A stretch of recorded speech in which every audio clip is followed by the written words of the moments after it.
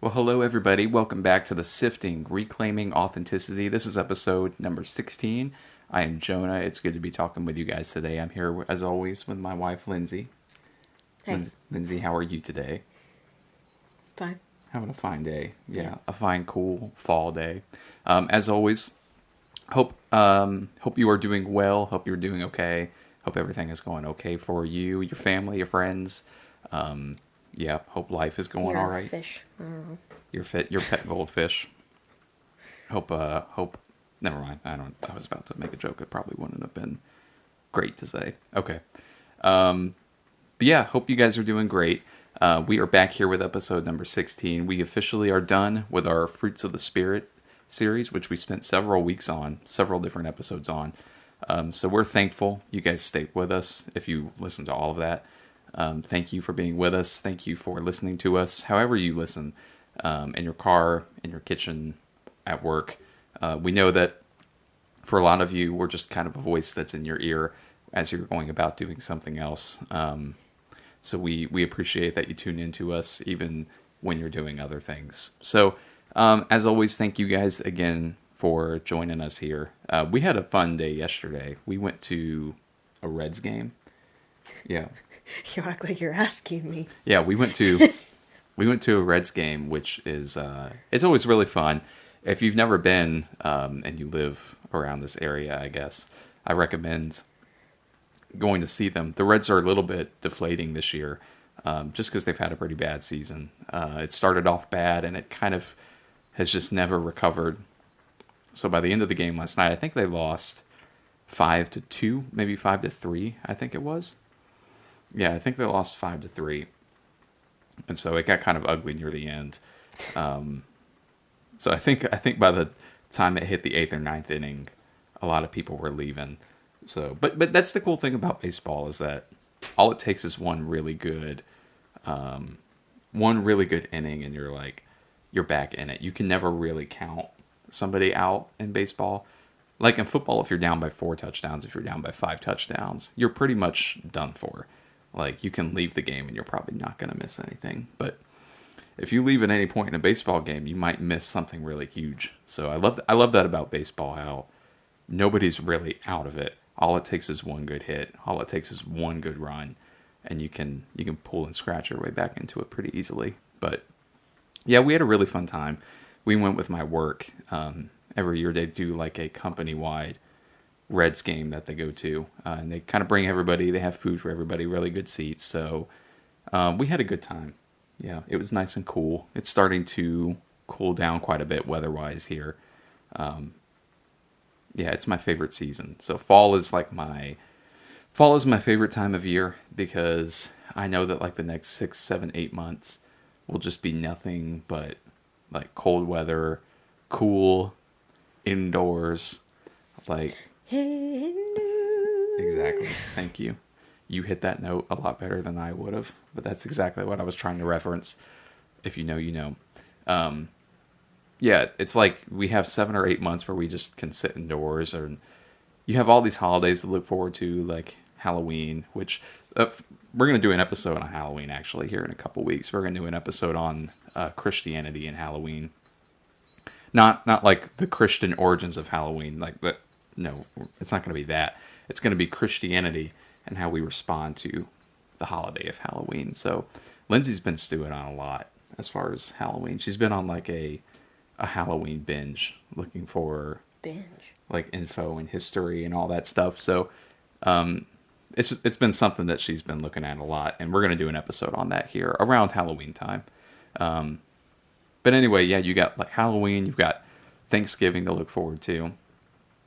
Black Friday if you're a shopping person, Christmas time as always, and then after that you have nothing. I guess you've just got this big stretch of nothing until April or so when you have Easter. New Year's. I don't know how I missed that. Okay, New Year's. If you're somebody who like actually does something on New Year's, we don't really do much. I just like to sit, and we might go to like a friend's house or something.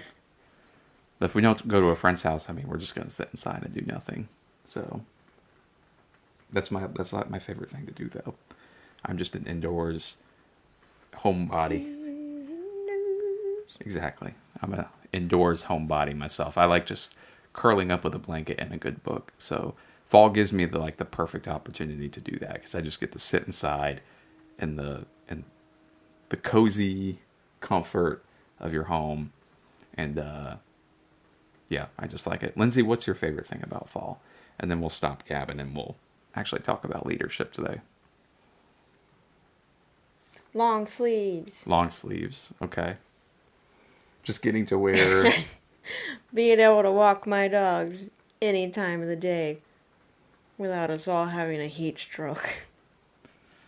That's a part of having dogs that you don't really think of. I think if you're at least if you're a first time dog owner, you're like, I can just walk my dog at any time. Try walking your dog during the summer. If it's not like 6 a.m. or 9 p.m. Like it's absolutely brutal. And dogs have their built-in fur coat, so it's not like they have the endurance we have to just go on like a 30-minute walk or not.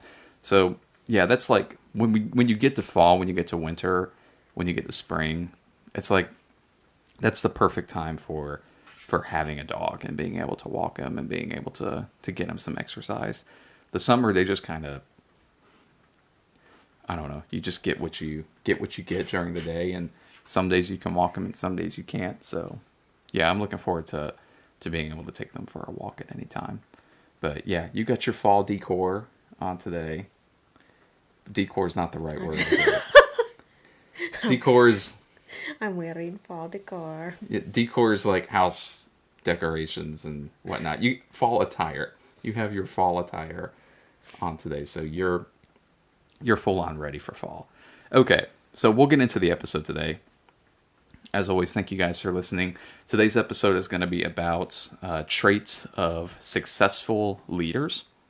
So we're going to talk about leadership today. We have an episode coming up on marriage because me and Lindsay have been married for almost 2 years now. So we're going to talk about some of the things we've learned after 2 years of being married to each other. I'm going to have the episode on Halloween. I know we're going to do a Christmas episode at some point about the incarnation, which I'm really excited to do. And then I think we're going to go on a Christmas break at some point, probably around Christmas. Yeah, we'll go on a Christmas break once we get to the holidays. But that's kind of what you can expect coming in the pipeline in the future. So I hope you guys tune in for all of that. But anyway, this is episode 16, and today we're talking about traits of successful leaders. Traits of successful leaders. So I want to start out and just say this up front. Leadership is not like this. It's not like this gift that is given to some people and given to other people. I think if you're a Christian and you look at Nutmeg just had like a sneezing fit right next to my feet. So they're usually so good. They usually just kind of sit here and take a nap while we record, like at our feet. But she just You call her a bad dog because she had to sneeze? I'm not calling. I'm not calling her a bad dog whatsoever. I'm telling you guys because you can't. If you're watching this, if you're listening, you can't see what's happening at our feet right now. The dogs usually just kind of sit there and go to sleep. But Nutmeg had like a little sneezing fit just now. It was cute. Yeah, leadership from a Christian perspective, you don't look in the Bible and see like the gift of leadership that is bestowed on people. You don't see. You certainly see examples of great leaders in the Bible, but you never see this kind of magical endowment of the Spirit or whatever that comes on people to lead, and that witnesses to how we should think about leadership. It's not something that is just this gift that some people have it and some people don't, and some people are natural leaders and some people aren't natural leaders. It's something that has to be worked, and it's something that has to be practiced. It's a lot like the fruits of the Spirit, which we just got finished talking about. It's a lot like how we take the seeds of the fruits of the Spirit, and then we are required to water those. We are required to put those seeds in the right conditions so that they're able to grow. Leadership works in the exact same way. So we might look at ourselves and say, well, I don't feel like a good leader. Well, I don't feel like a successful leader. But when we really commit ourselves to growing in the area of leadership, anybody can be a great leader. Like, I'm sure, I'm sure there's a quote by somebody that probably says something like, "There's a great leader within all of you. It just has to be pulled out," or something like that. It's not a quote from me. I'm sure somebody else has said it. John Mays. Yeah.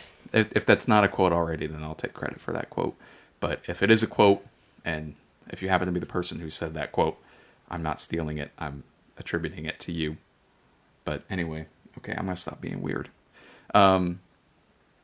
Leadership is something that is in all of us, and it just has to be, it has to be grown. It has to be something that is watered. It has to be something that's taken care of. It has to be something that we attend to in our lives, just like anything else that we want to be good at, anything else that we want to be excellent at, anything else that we want to succeed at. It takes a level of commitment, and it takes a level of why? Sorry if you can hear that jingling. For no, I got an itch. I guess. Yeah, that typically happens when they have an itch. It just, yeah, you heard it. If you heard it, you heard it. Okay. Where was I at? What was I talking about just now? Something about, I just totally lost my place. Me too. Oh, leadership is something that you grow at. Leadership is something that you excel at as you choose to grow in that area. So I have down here, leadership is something that grows as you tend to it. The best leaders are the ones who committed themselves to the right growth patterns that allowed them to develop into who they are now. So think about great leaders that you know. It might be a ministry leader. It might be a a manager or a supervisor at your job. It might be, it could be anybody. Just think about the people that have had the most influence over you. Those people are leaders. They might not have a title, they might not have a position, but if they have had a significant amount of influence on you, John Maxwell, who we've talked about before on this podcast, he says that leadership is influence. That's all it really is. So think about the people that have had influence on you and the strongest amount of influence on you. And I want you to think about the characteristics and the traits and the qualities that make up those great leaders. I want you to think about the specific things. It's easy to say they're a great leader. It's easy to say they can get things done. It's easy to say they're good with people. But I want us to think and analyze on a deeper level than that. I don't want us to just be content with saying, oh, that person's a great leader. Well, why are they a great leader? Like, what makes them a great leader? Well, they're good with people. What does that mean? Like, how specifically are they good with people? So there's characteristics, there's traits about every leader, every significant person of influence in your life, traits that can be identified and traits that can be copied. And I think leadership, to a point, is, at least in the beginning, when you're starting out in your leadership journey, I think it's very much related to imitation, right? So if you want to be a successful leader, like those successful leaders that are around you, like the ones that you see, do what they do. Like, ask them, say, what's your daily life like? What are your habits like? What are your what ways did you grow? What ways did you commit yourself to growing to become the person that you are today? And do that. Just start imitating the things that you admire and the things that are healthy in other people. Not in a creepy way. Not in a creepy way. And there's a way to... We're like, those glasses look a lot like mine. Yeah. Weird. Isn't that like okay? Isn't that crazy though? Like when we think about imitation, we think like sometimes we think I have to look exactly like this person. This happens in the church all the time. This happens in church culture so much. Like everybody sees a really successful ministry leader like Stephen Furtick or gosh, I'm trying to think of somebody that's not like mired in controversy right now. Stephen Furtick. We'll take Stephen Furtick for example. T.D. Jakes, right? So a lot of ministry leaders they look at somebody like Stephen Furtick and they see the amount of influence and they see the amount of favor and the blessing that he has and that he's brought to his community and he's brought to his church. And when we think of imitation, sometimes we think, well, I've got to look like he does. And so you have like leaders walking around trying to look like Stephen Furtick, and they're trying to wear the same clothes as Stephen Furtick, and they're getting the same haircut as Stephen Furtick, and they're trying to have the same beard as Stephen Furtick, and they're trying to All looking like MMA fighters that preach on the side. exactly, yeah. I've never thought of Stephen Furtick as an MMA fighter, but now I'm probably not going to be able to get that image out of my mind. So yeah, we sometimes when we think of imitation, we're thinking in all the wrong ways. Yeah, Stephen Furtick wears what he wears probably just because he likes it, and that's the kind of clothes that he likes to wear. But like beneath the surface, what did he do to become like the great leader that he is now? To have the level of influence that he has now. It's not just about wearing the same clothes and having the same mannerisms and such. I like as a preacher, I can't tell you how many people I've come across that like they hear TD Jakes preach and then they try and be like him.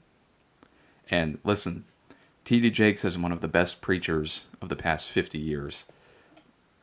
But like I don't want to be TD Jakes. I want to be Jonah. I want to know what TD Jakes does. Like I want to know the traits that he watered and he nurtured and the characteristics that he took initiative to grow in his life to get him to where he's at. But I don't want to dress like TD Jakes. I don't want to preach like TD Jakes. Only he can do that. And only he's going to be able to do that and make it authentic. So when we think of imitation, it's not wearing the same clothes as your favorite ministry leader. It's imitating the way of life that they adopted to get them to where they are now and to let them have the amount of influence that they have. So yeah, leadership, a lot of it is imitation. So, okay, where do I have here next? Yeah, they committed themselves, again, great leaders committed themselves to a process of growth that resulted in who they are. And I think that growth process could be summarized as this. There's probably a better definition out there, but this is just what I think.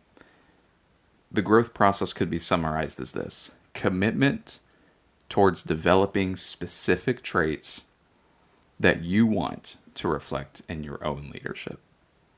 So, commitment towards developing specific traits that you want to reflect in your own leadership. So, what we're going to do in today's episode, as we're 18 minutes into it already, today we're going to go over several traits that make up great leaders. Traits that anybody can grow in, anybody can develop. This is not like some sort of secret recipe. This is just everyday. In fact, it's probably going to sound obvious, a lot of these. It's probably going to sound very simple. But that simplicity and that mastery and the simple things, which again we're going to talk about here later, mastery in simple things allows you to grow into something that's much bigger than you ever imagined. So we're going to talk about that. I think these will help you in your ministry if you're a ministry leader, in your job. Maybe you're a manager, maybe you're a supervisor trying to figure out how to lead people in your home. Maybe you're a leader in your home in some capacity, and you're a parent and you're trying to figure out how I can best lead my children. Or I don't know. Just why are you giggling? You're giggling at my Oh, I was just like imagining parents as like an office manager. like your kids wake up and they have to clock in to work. Like they have to clock into their shift of being kids. And it's like they have a check their emails and they have a daily to-do list. Destroy the living room. Like open up their iPad and they go to like watch Baby Shark on YouTube, and instead it's a big to-do list. And if you don't do this, you're not. I don't know. You'll get a dock in your pay as a kid. I don't know. I feel so weird sometimes. The things that come into my mind. I don't know. I'm a weird person. Okay. So there are a lot of traits, a lot of characteristics that we won't talk about today. We're only going to hammer on a couple. But I would encourage you, if this is something that connects with you, if it's something that resonates with you, to go further, to seek out more, to go deeper, to go, just to go deeper and to find more and to discover more and learn more than what we talk about here today, because this is only scratching the surface of what this is. So, the first trait that I think is the biggest, that I think is the most important for any leader, like if I had to name any specific trait, any specific characteristic as being the most important for a leader, for me, it would be attitude. Attitude. I think it determines everything. So John Maxwell, who I know we've talked about him a million times, but he's really excellent. John Maxwell has this leadership principle called the law of the lid. Excuse me. And he says that the law of the lid means that everything starts and flows, good or bad, from leadership. We can also say that arguably the morale of a ministry or an organization might be the most important thing about that group. So John Maxwell says that everything flows out of leadership, good or bad. Right? If you have good leadership, you're going to get good results. But if you have bad leadership, you're going to get bad results. It's simple. Everything flows, everything comes out of the leadership of a ministry, of an organization, of a group, etc. And we can kind of we can think of it side by side with what is the most important thing about a ministry, about an organization, or about a group that you're leading. And I think it's morale. I think the morale of a group is the most important thing to keep healthy. It's the most important thing to nurture. It's the most important thing to take care of. Because the higher your morale, the higher results you're going to get. The lower your morale, the lower results you're going to get. So if you have a group that's just, they're on fire, they all enjoy serving, they all enjoy working, they all enjoy what they're doing, they feel rewarded, they feel encouraged, they feel inspired, they enjoy coming to do what they do, they don't dread it. That's high morale, and you're going to get very, very, very good results, very, very good performance from a group that has really high morale. Whereas if you have people that dread coming to your ministry, to your work, etc., if you have people that dread coming, if you have people that they don't feel inspired, they don't feel encouraged, they don't feel rewarded for what they're doing in an adequate way, if you have a group of people like that, you're going to get very low results because you're not pulling greatness out of people. When you have high morale and when you have an environment of high morale, you're pulling greatness from the people around you. But when you don't have that, people aren't going to be inspired to do their best. They're not going to be inspired to do the best job that they can possibly do, to serve in the best capacity that they can, to have a good attitude and whatnot. So morale is the most important thing about an organization. And so put those two things together, the law of the lid, which states that the most important thing, or the law of the lid, which states that everything flows from leadership, and on the other hand, you have morale being the most important thing about an organization. And what's the most important thing now that a leader can do for his organization or his or her ministry? It's to have an attitude of good morale. Because if you want morale to flow to the people who are serving, to the people who are giving, to the people who are working for you, you have to start that. You have to be somebody of high morale. That way, others will, the door will open for others to have that high morale. And the way you have a high morale is just by having a good attitude, first and foremost. Being positive, being encouraging, being thoughtful. Just having that very positive, having a very encouraging kind of attitude. It doesn't mean like being peppy. It doesn't mean just, smiling and being peppy and being dramatic about a good attitude. It just means being positive. It just means being a good source of what's the word I'm looking for? Just being a healthy individual and being a healthy distributor of attitude within your office or within your ministry, etc. Again, what we're talking about, it can go to ministry, it can go to a job, it can go to a group of any kind, of anything. So, Lindsay, what do you think about attitude? How do you feel like attitude affects a group? Because I know you've done ministry for a really long time. You've been in a lot of different ministry settings. You've been in a lot of different ministry groups. You've seen examples of good attitude. You've seen examples of bad attitude. How do you feel like a leader's attitude can weigh on a group? Can you just talk about that, discuss that? I don't know, just whatever comes to your mind, I guess, in regards to that.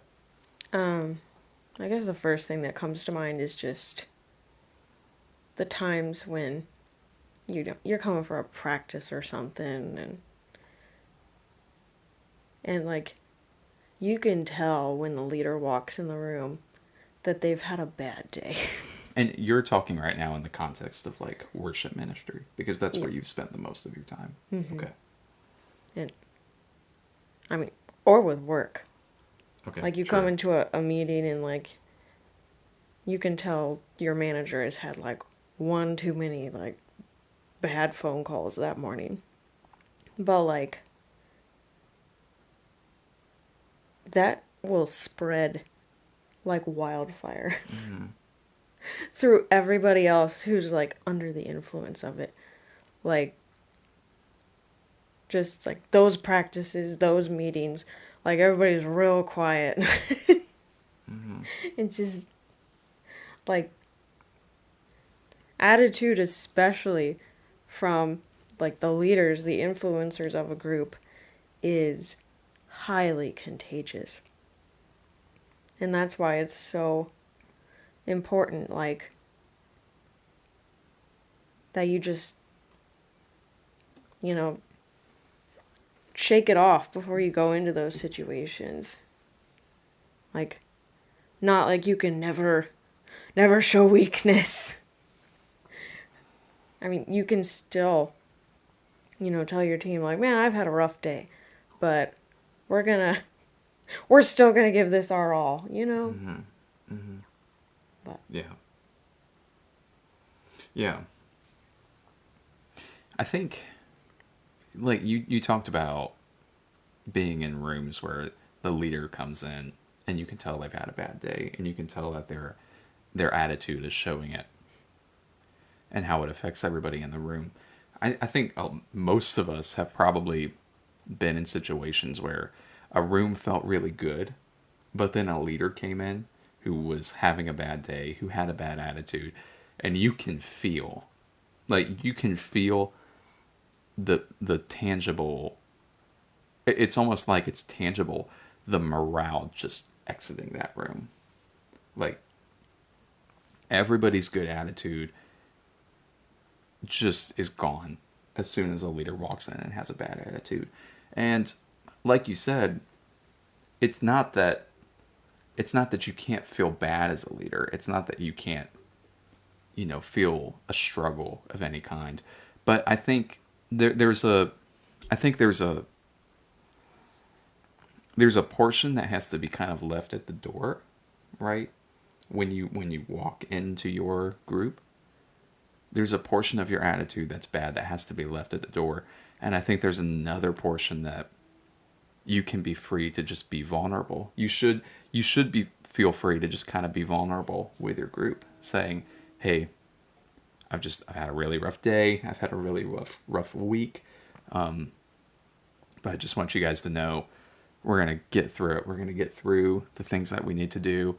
We're gonna be strong. We're gonna be successful, even though I'm not feeling the best. Um, I want you guys to know I'm still going to be giving it my all, and I'm still going to be having the best attitude I can." And that level of vulnerability, it encourages. I think it. I think it makes your group feel more connected to you as a leader, because nothing's worse than having a leader that just kind of sits in an ivory tower emotionally, and they just feel cut off. They might be present physically, but it's very obvious that like they feel cut off from everybody else. And so having that amount of vulnerability, not like an overt amount of vulnerability, like TMI not vulnerability. not TMI vulnerability, but just being open to saying to your group, yeah, I've had a really rough week, but I want you guys to know I'm still giving my best. I'm still going to do my very best. I'm going to have the best attitude I can. And I know that all of you guys are going to do the same, and I encourage you all to do the same. That's much better than just trying to hide it, trying to just pretend nothing's wrong, but letting your bad attitude seep onto other people. So yeah, that's really good. Eh, Sorry. Go ahead. No, you're I'll fine. also say for morale, like, if you, like, in your heart of hearts, just don't want to be the leader of that thing anymore, people sense that too. Mm-hmm. And, like, the at that point, the best thing you can do for your team is to step away because you're not Mm-hmm. doing anything for them if you don't even want to be there. Mm-hmm. Just side note. Yeah, and there's no shame in just saying like, you know what, I'm leading this right now, but I don't feel like this is where I meant to be. I don't feel like this is where I should be leading. My attitude's not in it. My heart's not in it. If you just stay, other people are just gonna feel that heaviness, and you can stay, but your group's not going anywhere. Like, and so sometimes the healthiest thing a leader can do is like not be the leader anymore, or hand it off to somebody that maybe has a heart to do this, or somebody that feels called to do this, Or and even just take a break.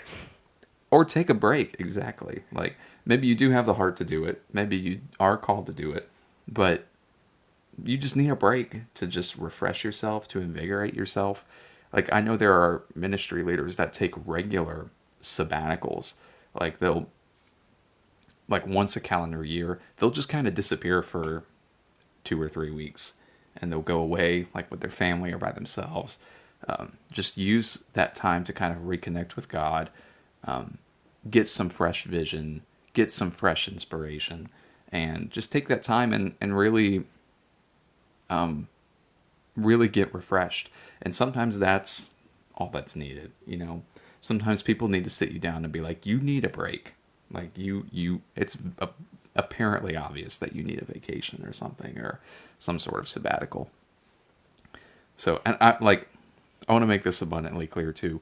We're not talking about like any leader specifically. Like we're talking just as a whole, things that we've seen, things that we've witnessed in many, many, many different environments that all contribute to our vision of leadership and what we think healthy leadership looks like. So these are just observations from many, many different environments. So yeah, I want to make that abundantly clear. We're not talking about any one or two specific people whatsoever. So attitude. Yeah, I would just close it by saying 100% of the time we can choose our attitude. It's a popular saying that we can't always choose what happens to us, we can't always choose what we go through, but we can 100% of the time choose our attitude. And so that gives us a great amount of power. That gives us a great amount of control that should comfort us, knowing that we can have power over and that we can have control over how we act. There's a lot of people that don't have control over their own attitude. And you see those people, and they're unstable. They're I think the scripture I'm thinking of is a double-minded man is like unstable in all his ways. It goes something like that. There are people that just have no control over their attitude, and they're unstable in almost everything that they do. And that instability ends up hurting everybody. So having a control over your own attitude is vital. That's not even leadership. That's just life, really. That's just being a good Christian. That's just being a good human being at the end of the day. So, Lindsay, do you have anything else on attitude before we move on? Okay. The next up I have here is organization. There's a popular author named Napoleon Hill. He's more of like a self-help author, but he has a really great quote here that I wanted to read. He said, "First comes thought, then organization of that thought, into ideas and plans, and then transformation of those plans into reality." I love that because good ideas are wonderful. Um, I'm a champion for people tapping into their good ideas and tapping into their beautiful, amazing, huge vision ideas. I love that. I love when people discover that. I love when there's like there's an aha moment, like a click that happens within them, and they know their idea, and they know what they have that they can offer, and they know what they have that can change a group, that can change a ministry, that can change everything. The problem is a lot of people just have that idea, but they don't know how to materialize that idea. And I think that's where organization becomes something that's like really, really huge. Organization is being able to execute something, being able to have a plan, being able to have a vision that turns your idea into a reality. Again, I'm all for ideas, but what use are ideas if they never materialize? Like, what use is a good idea if it never comes to life? Like, there are graveyards all across the country that are full of good ideas, are full of ideas that could have changed the world. They could have changed ministry as we know it. They could have changed culture, church culture, etc. But they never were materialized because the people that had them just didn't know how to organize them. They didn't know how to make that happen. And I'm like, man, I really think we need to be focusing on teaching people how to materialize their good ideas, not their bad ideas. Everybody's got bad ideas. And we've all had bad ideas materialize, and then we're like, you know what? I'm not going to do that again. But when a good idea materializes, only something good can come from that. Right. So, Lindsay, how is there was like a fly there. Um, Lindsay, how does organization factor into a leader's life? Can you talk a little bit about your experiences with how organized and unorganized leadership can affect a group? Uh, yeah, let me organize my thoughts. There you go. I would say if if you're not great at organizing, I would not say like, "Hey, you can't be a good leader." Mm-hmm.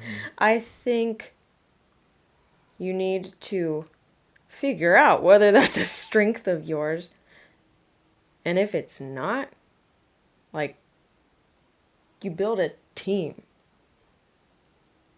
with somebody who is. Mm-hmm. Like I've heard it said before, like usually the people with a lot of vision don't know how to make it happen. But there are other people who are really good at like creating that thing, making it come into the real world, but like they don't have the ideas Mm-hmm. for them. Mm-hmm. And that's where, those two people coming together in an organized fashion, in an organization, like, is where teamwork makes the dream work. Mm-hmm. you know? Yeah, absolutely. It's like saying I want to build a boat, and this boat's going to be the best boat. Like no other boats will be able to compare to it. Like it's going to be the best boat that the world has ever seen. And you have these ideas about how to make this boat the best boat in the entire world, right? The best boat. Well, what use is that if the boat never is a thing? Like if the boat never, you know, sets sail into the ocean, what use is that idea? Well, some people, they might not have the vision for a boat like that. But if somebody gives them a blueprint and says, "Hey, I want a boat that looks like this and it has all of this in it and it can do this and it can do this and it can do this." Some people are gifted to say, "I can make that happen." Like, I know how to make that happen. I don't know why, but like I just have a gift that I can make that happen. Just send me to Lowe's and I can get you the materials and I will build it. Like I know how to make that. And those people in leadership tend to work so well together. Like people who are visionaries and people who are, materializers. People who know how to make something happen, who know how to if you're a ministry leader, you might have this idea for a great event and it's going to be an event that changes your church, it changes your city, it really has a transforming effect on it. And maybe you have another leader who says, okay, I know how to make this happen. Like, I know what we need. I know who I need to contact. I know what we need to have. I know how to schedule this. I know how to do this, this, and this. I know how to get people in the right spots. Some people are just amazingly gifted at that. And then that person has no idea how to like market the event. So you need Right, a right. third person for that. So you need a third person who can communicate the effectiveness of the event. What use is the event if you have a great idea and you have someone to materialize it, but you have nobody else that buys into it. Like you need someone who will get other people to buy into that vision, right? So now we're beyond one person, we're beyond two people, we're up to three people, and you could go on and on and on. And I think it just goes to the idea of building your team with people who have strengths that are opposite of yours. Like there's nothing worse in the entire world than a leader who thinks that they're just good at everything and thinks that they can control everything and thinks that they're successful at everything that they do. But there's nothing better in the world than a leader who says, you know what? Yes, I'm really strong in this area, but I'm not very strong in this area. So I need to bring along somebody with me who's really strong here because I might not be strong in both things, but if I can combine with somebody else and we balance each other out in our strengths, we'll be able to do this. Like we'll be able to make it happen. So yeah, that's kind of what organization is at its core. Um, Another thing I want to tap into is, or not tap into. That was a weird way to say that. Another thing I want to touch on is what I meant to say. Is this idea of being able to be organized in small things and how that helps you be organized into larger things. So, for instance, if you, let's say you have a ministry group and you want to, I don't know, give, I don't know, you have a ministry group that you just have big things that you want to do with them. And you might have this vision for these really big things that you guys all want to do together. Worship ministry. We'll just take worship ministry for an example, since that's the environment that you're most accustomed to. So you have a worship team that, like, you want to record an album, like you want to be invited to do big conferences, and you want to be invited to be the group that is there and is bringing the presence of God in a beautiful way, which is wonderful, and we should celebrate that vision, and we should celebrate that idea. But you're never going to get to those big things if you're not first organized in the small things, right? For everybody to get to that for everybody to get to that big place, you have to be organized enough in the small place, right? You have to have an abundance mindset even when the abundance is not there yet. You know what I mean? Does that make sense? So, like, if you're a worship team that wants to be at these big conferences, well, first you need to look at the platform that you do have right now. You know, you might be doing worship for one service a month at a local church, right? Which is great, which is wonderful. What are you putting into that one service a month? Are you, like, do you just treat it as, you just brush it off because you say, oh, we're aiming for bigger things than this, so this isn't really important?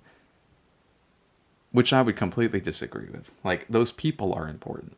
Those people need to be ministered to. Those people need the excellency that you're preparing for the big stage. You should be bringing to the small stage just as much. Logistically, like, is everybody showing up on time for practice?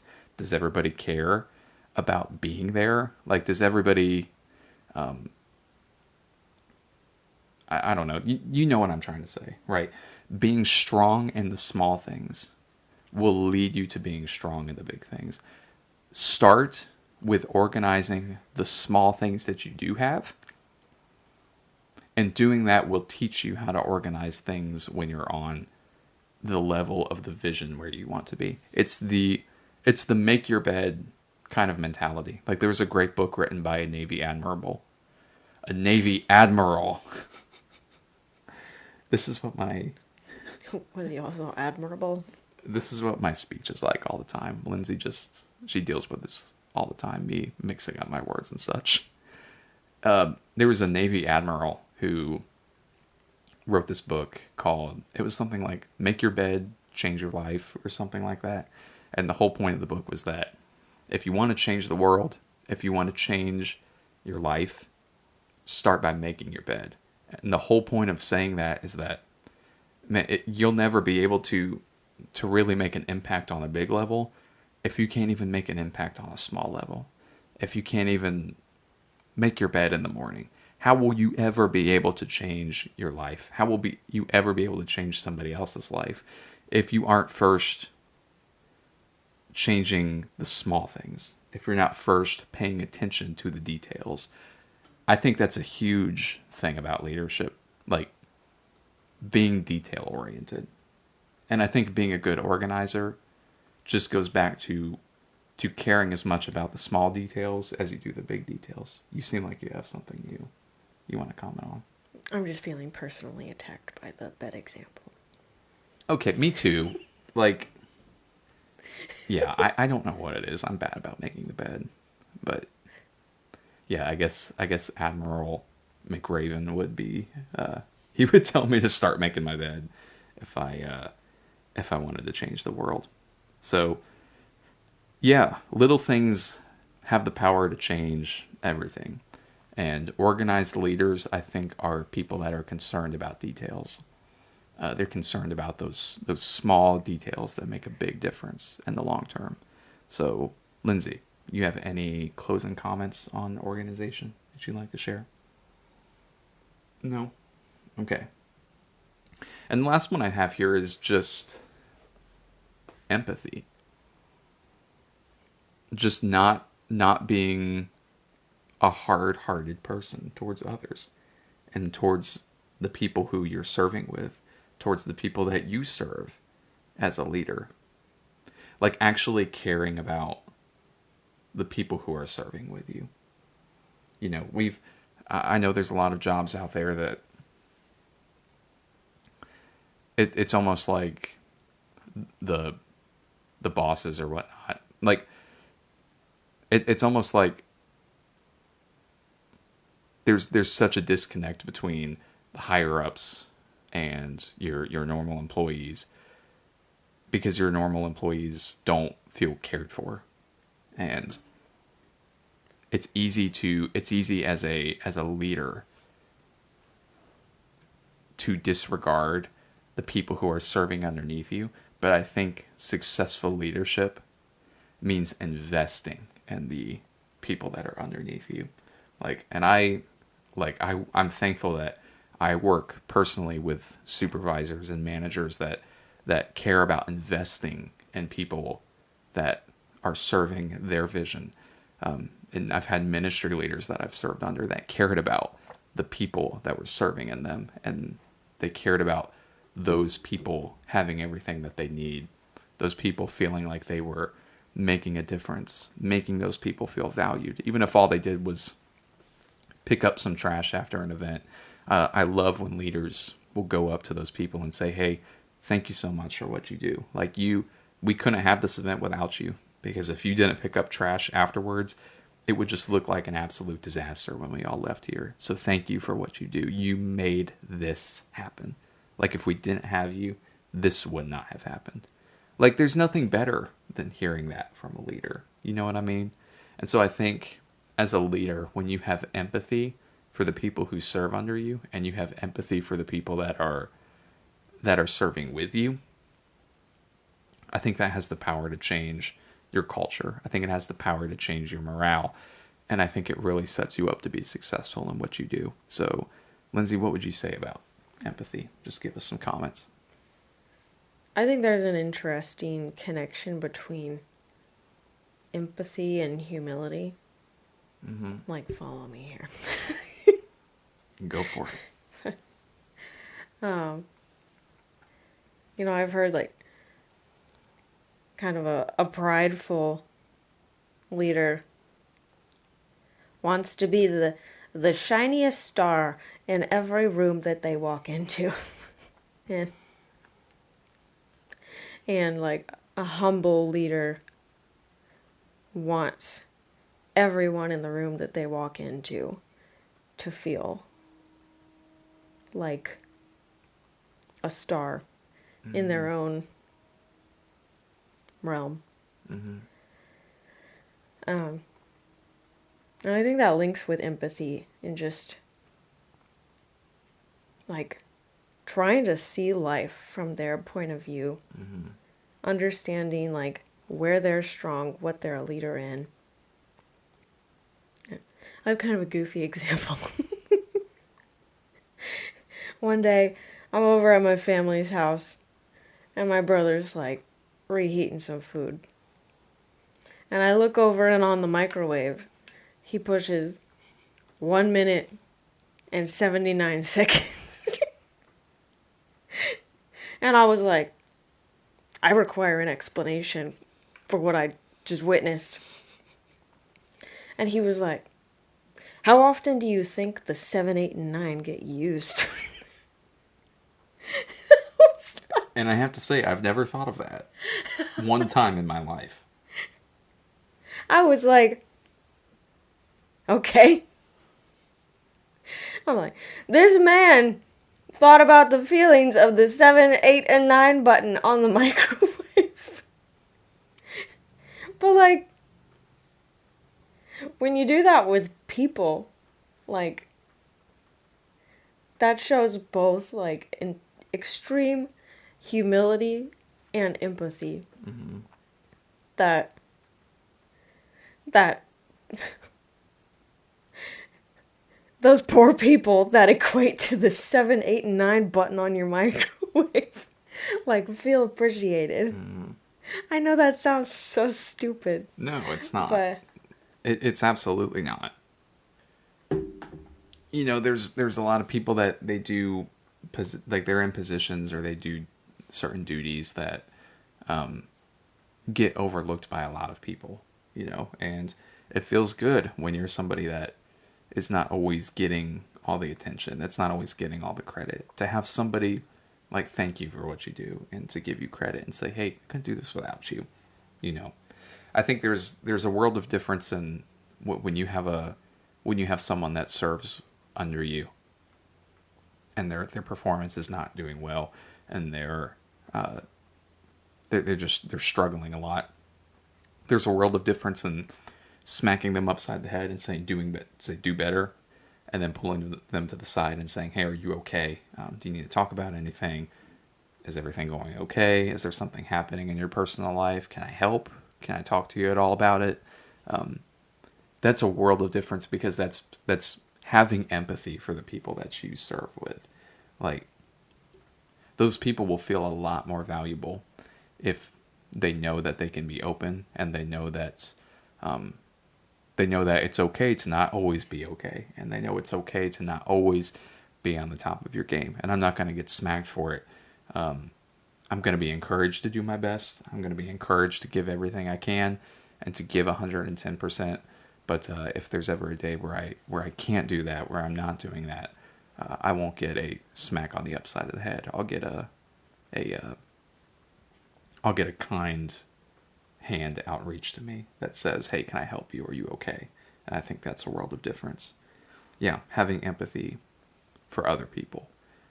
I think we need a lot more empathetic leaders.